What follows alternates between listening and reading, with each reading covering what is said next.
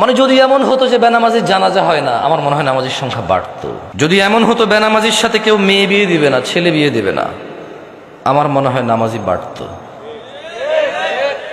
যদি এমন হতো বেনামাজির সাক্ষী গ্রহণ করা হবে না, কি গ্রহণ করা হবে না, যদি এমন হতো যে বেনামাজি ছেলে তার নামাজি বাবার সম্পদের অধিকার পাবে না, তাইলে মনে হয় নামাজি বাড়তো।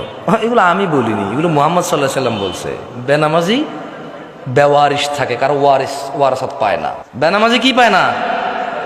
নামাজির ওয়ারাসাত পায় না, পৈতৃক সম্পত্তি পায় না। যে ছেলে নামাজ পড়ে না তার বাপের সে পৈতৃক সম্পত্তি পায় না, ইসলামে সে পায় না। সে মারা গেলে তার জানাজার নামাজ হয় না। বেনামাজি জামাই নামাজি বউ বিয়ে টিকে না হিসেবে, কারণ বাইনাল আবিদি ওয়া বাইনাল কুফরি তারকুস সালাত, বান্দা ও কুফরির মধ্যে পার্থক্য হচ্ছে নামাজ ছেড়ে দেওয়া। তো কাফের আর মুসলমানের তো বিয়ে টেকে না। বাইনাল আবিদি ওয়া বাইনাশ শিরকি ওয়াল কুফর তারকুস সালাত, বান্দা শিরিক আর কুফরির মধ্যে পার্থক্য হচ্ছে নামাজ ত্যাগ করা।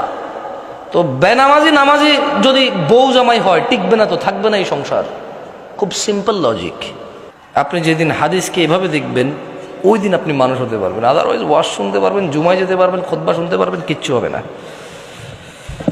আর আমার মতো লোকজন নিয়ে এসে, আমার থেকে উন্নত লোকজন নিয়ে এসে কতক্ষণ নিজের এলাকার সুনাম করতে পারবে।